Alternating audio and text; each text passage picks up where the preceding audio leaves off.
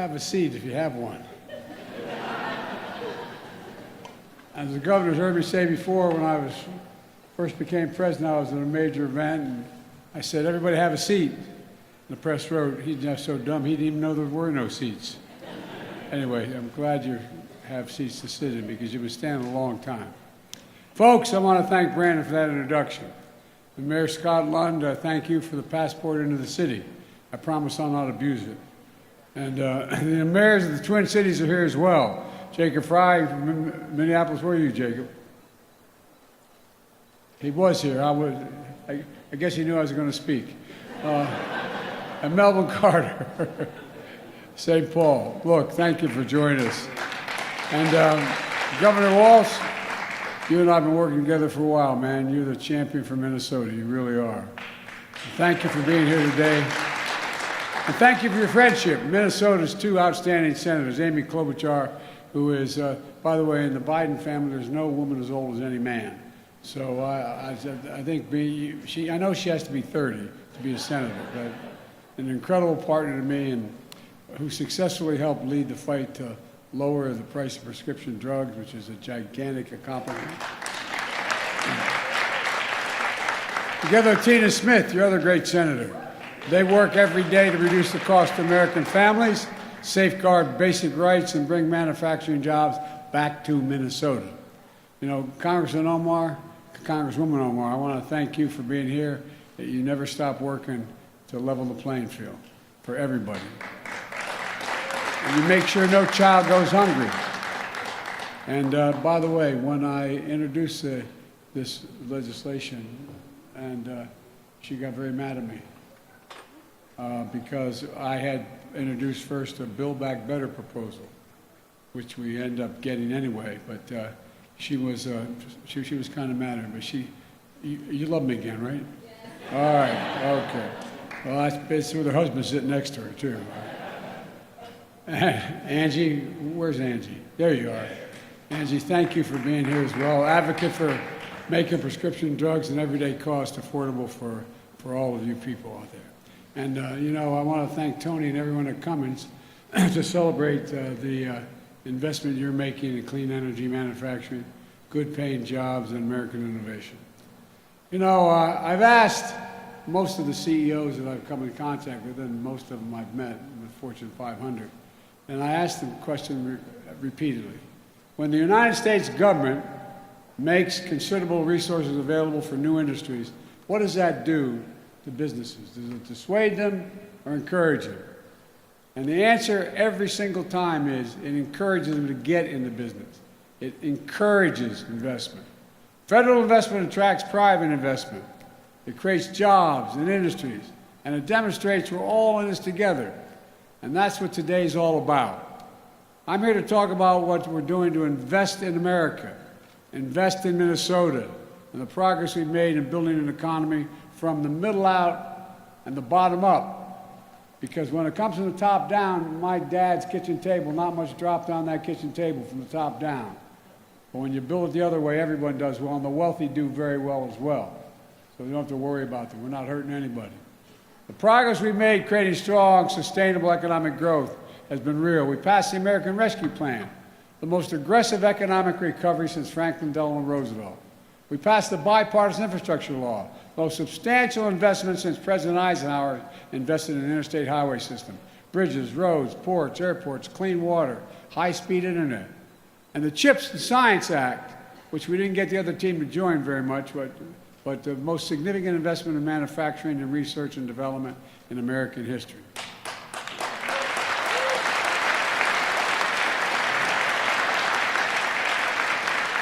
And the Inflation Reduction Act, the most transformative investment in climate ever. And by the way, not just ever here, ever anywhere in the entire world. The entire world.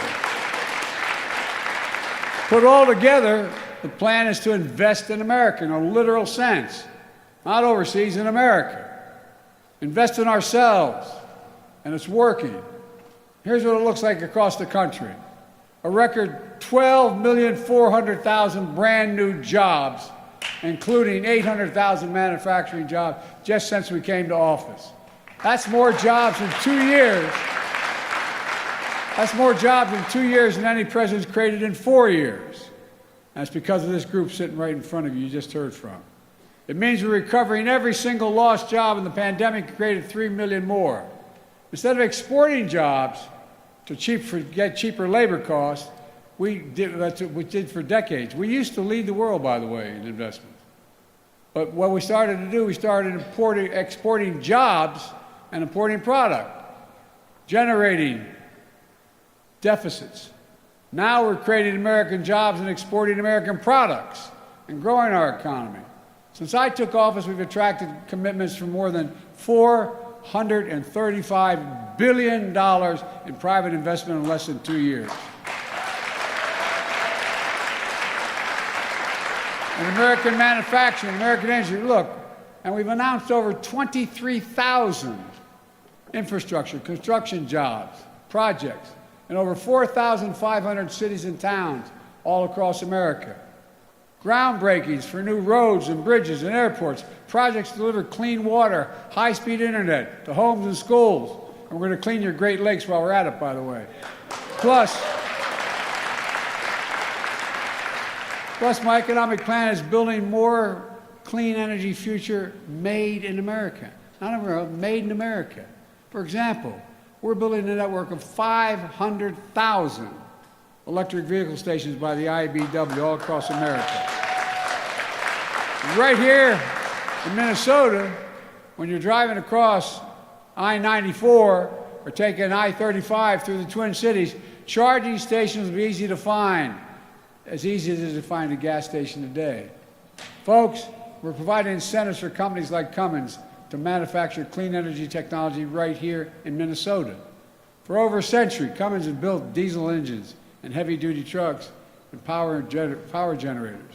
For over half of all medium and heavy-duty trucks on the road today have Cummins engines. Well, today you made generators for the Department of Defense for decades, as I walked through and saw them. World War II, 50% of all the diesel and gas generators used by the Allies in the war came from Cummins. When Cummins first manufactured hydrogen electrolyzers, they had to make them overseas. These are the machines that make clean hydrogen, a renewable energy used to power our economy, from clean cars to trucks to steel to cement manufacturing. But now, thanks to the Inflation Reduction Act, with the tax credits for renewable energy, Cummins is going to manufacture these electrolyzers here in America for the first time.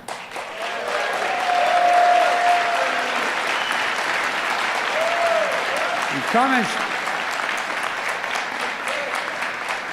Cummins is turning this part of the factory where we're standing now into a new production line for clean energy technology. Here at this plant, 600 workers now making diesel engines will be retrained, and an additional 100 jobs, so a total of 700 jobs, will be making clean energy technology. You know, we're seeing it as a boom for American innovation, American industry, and it's good for the planet as well. Already, Cummins has signed contracts for clean hydrogen for producers and utilities in New York, Florida, and Washington State. And it's just beginning, just beginning. Think about what it means for our supply chain and our communities. Before the pandemic, the supply chain wasn't something most Americans spent much time thinking about. But today, after delays for parts and products, everyone knows why supply chains are so important. Instead of relying on equipment made overseas in places like China, the supply chains will be again made in America. They'll begin in America, begin in America. Cummins will build the technology that produces clean hydrogen. Companies and utilities across the country will use those products to make clean hydrogen. And trucks made in America with zero-emission engines will be powered by clean hydrogen. And by the way, that includes Cummins, which just today announced that it will invest over $1 billion at a plant in New York and Indiana and North Carolina to produce low-carbon, zero-emission engines for trucks.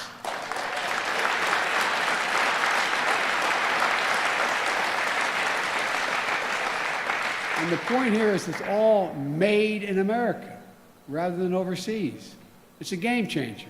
And folks, where is it written that America can't once again be the manufacturing capital of the world? Where is that written? We used to be. Well, we're telling a different story here at Cummins and over at Becker, where Xcel Energy is investing $600 million to build the largest solar farm in the state. Plus, we're building a solar storage facility at that site with innovative batteries made in West Virginia. Since I took office, companies have announced over $2 billion in major manufacturing investments in Minnesota alone, just Minnesota.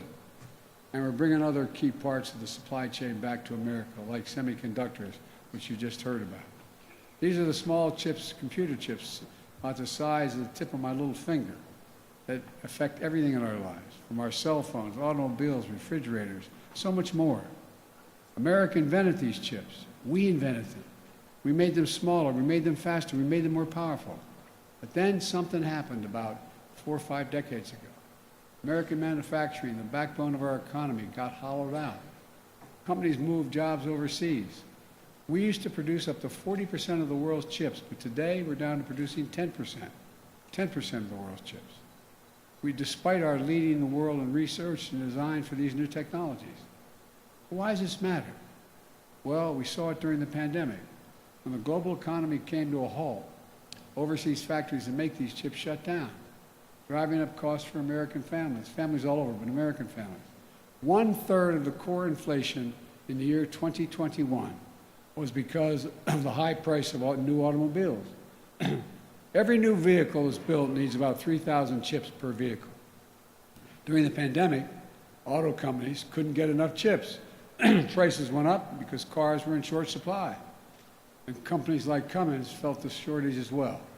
Your CEO told me herself that many of your products do not run without semiconductors. Now we're turning things around in a big way. All over the country, semiconductor countries are investing hundreds of billions of dollars, over $300 billion, a record amount of money to bring chip production back home. In Ohio, and I visited these facilities, in Ohio, I recall what I call a field of dreams 20 miles outside of Columbia. Intel's committed $20 billion to build 3 new fabs there. New York, IBM has committed $20 billion to build chips in Poughkeepsie, New York. And Micron has committed $20 billion to build in Syracuse and is committed, if that goes, to do another $100 billion. In Arizona, TSMC has committed $40 billion. Altogether, these investments are going to create tens of thousands of good-paying jobs. Jobs in both construction and in the operating fabs, the factories that are about the size of 4 football fields. Jobs that can pay an average of this is the average now, $130,000 a year working those fabs. You know the good news is? You don't need a college degree. You don't need a college degree. It matters. Here in Minnesota, Governor Walz and members of his legislature are working to invest $500 million in matching funds for semiconductors and biomanufacturing to go along with our federal investment. Plus, your governor signed a historic law to deliver 100% carbon pollution-free electricity across the state, as one of the senators mentioned, across Minnesota by 2040. By 2040.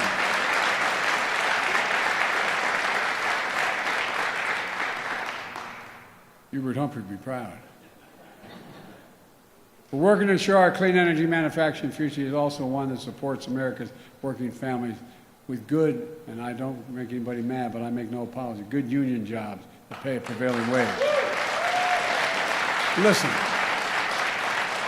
I know many here in Minnesota are watching at home, are like the folks I grew up in Scranton, Pennsylvania, and Claymont, Delaware. You feel left out, left behind in an economy that's rapidly changing. I get it. I get it. But hear me well. We're going to leave no one behind.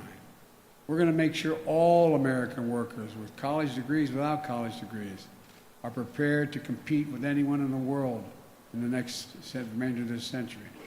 We're working with companies, community colleges, technical schools, union-led registered apprenticeships, training programs to make sure this happens. And in Minnesota, an agricultural powerhouse that has helped feed and fuel the country and the world, I'm working closely with Minnesota members of the House and Senate committees to make sure we get a farm bill passed. And by the way, as the Secretary of Agriculture told me a long time ago, The first completely clean energy technology is going to come from farming, because what you're doing, and I won't get into all that now, but it's important. It's a big deal. And it's not just clean energy manufacturing. We're investing $2.7 billion in over 180 infrastructure projects just in Minnesota.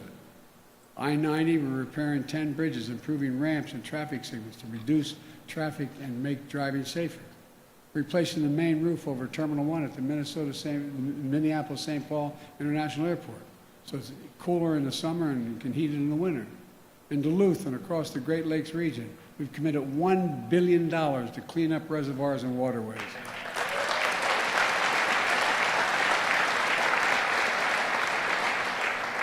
And already nearly 200,000 Minnesota families now have affordable high-speed internet they didn't have 2 years ago because of the infrastructure.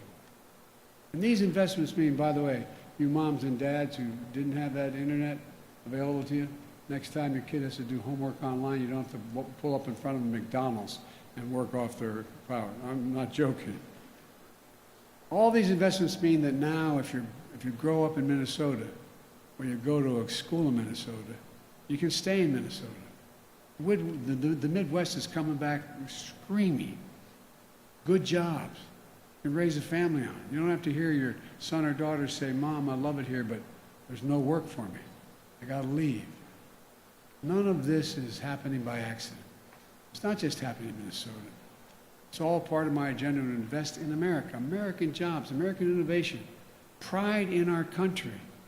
The word my dad most often uses, every worker deserves to be treated with dignity. And their families looking for that as well. Folks, and by the way, we can afford everything I just explained and reduce the deficit by asking, by the way, we have about 1,000 billionaires now in America. You know the average tax rate they pay in taxes? 3%, T-H-R-E-E. You know what paid for all this? You've heard me talk a lot about the fact that there were 55 Fortune 500 companies that made $40 billion, didn't pay a single penny in taxes. We did an awful thing. They're paying 15% now. But to pay for everything. Well, anybody who thinks the tax system is fair, raise your hand. All right. We found one millionaire right over there. She's not married. Propose to her quickly. Look, guys, the wealthiest America is the biggest corporation, and I come from the corporate capital of the world. Delaware has more corporations incorporated in the state than every other state in the United States of America combined. And I'm a Democrat, and I won 7 times for the Senate in that state. It's just paying your fair share and cutting the subsidies for specialists. Why are we subsidizing oil companies? Why are we anyway, under my plan, nobody earning, this was a commitment I made when I started, and I've kept it, and I'll keep it as long as I'm here. No one making less than $400,000 a year is going to pay 1 single penny extra in federal taxes, not one. And for example, because the law that I worked on for decades and got signed into law last year, with the help of your congressional delegation, took on Big Pharma. Now look, we pay the highest prescription drug prices of any nation in the world. Shaking your head no, Jack, but I'm telling you it's true. Any nation in the world. Well, guess what? Down over at the Veterans Department, they can negotiate the prices they're going to pay for the drugs that they're going to supply for our military in need, because it's a big market. Well, guess what? We've been trying for years and years to make sure that Medicare could negotiate with the drug companies. Well, Medicare finally has the power to negotiate lower drug prices. And with lower drug prices, you know what it's going to do? It's going to save the taxpayers $160 billion a year. Save them. You know why? How many of you know anyone who needs insulin because of that type of? Well, you were paying, but it'd be $400 to $600 a year, a month for it, depending on where you're from. Now, because of these folks in front of me here, You don't have to pay more than $35.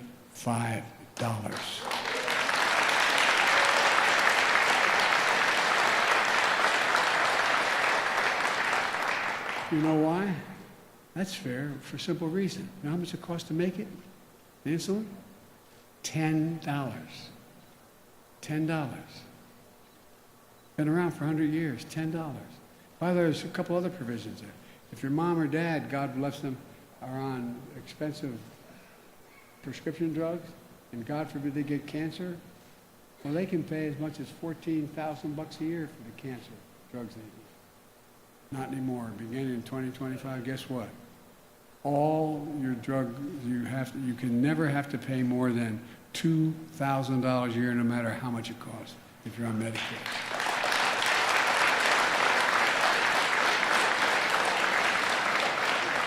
Because Big Pharma can no longer rip us off by charging exorbitant prices for prescription drugs. In my first 2 years in office, we brought down the deficit.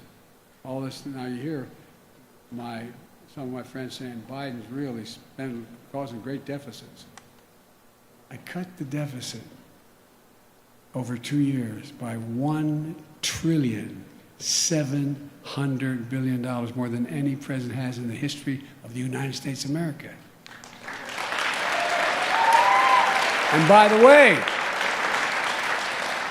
the last guy who had this job, he increased it by $2 trillion deficit. Look, my budget the budget I've introduced now reduces the deficit by nearly $3 trillion over the next 10 years. But folks, unfortunately, this is not your father's Republican Party. I have gotten, no reason why you should know anything about me, but I've gotten on well with my Republican colleagues over the years, for real. Good relationships. But this ain't your father's Republican Party. This is what I call the mega Republicans. The MAGA Republicans in Congress threaten to undo all this progress. They're putting our economy in jeopardy by threatening to refuse to pay America's bills that took 200 years to accumulate now, by the way.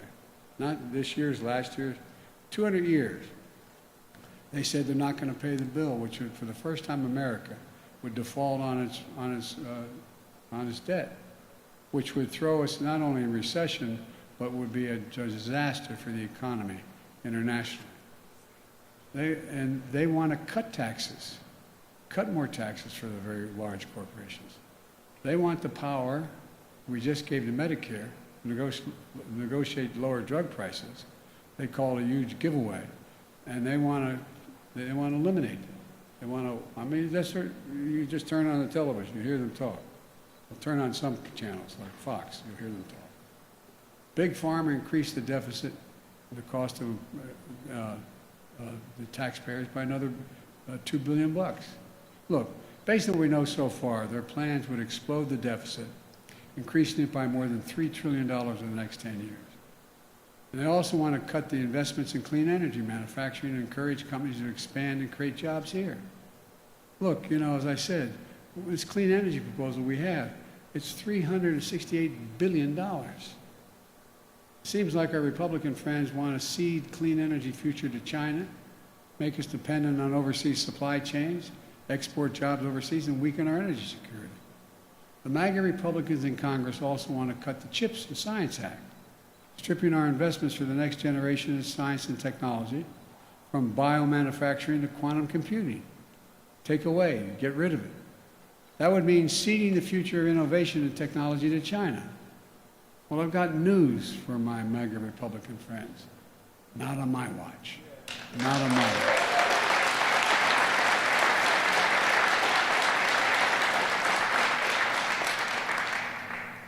I'm not going to let them undo the progress we've made. Look, let me close with this. I've been determined to make things in this country again, to build manufacturing capacity in America, to make sure we're never again in a position where as we were during the pandemic, when we're relying on other countries to make things we need badly at home. Some folks didn't believe we could do that, but we made it. We made no bones about it. I've said for a long time, if we invest in America, we can change the country's future. We have the best scientists in the world. We have the best research universities in the world. We're the most productive workers in the world. When I asked the South Korean country why it was going to invest over $100 billion in the United States, move their semiconductor factories here, you know what they said? You have the best workers in the world and the safest country in the world. That's what the president of the outfit said. But too long, we sat in our hands. How in God's name can we remain the most competitive nation in the world without investing in America? And 30 years ago, we invested 2% of our entire gross domestic product. That's everything we do. 2% of that we invested in research and development, pure research. By the time I came to office, that was down to 0.7%. We're going to turn that around.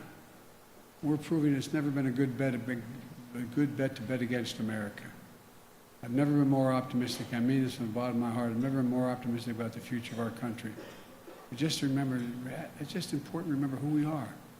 We're the United States of America. There is nothing beyond our capacity.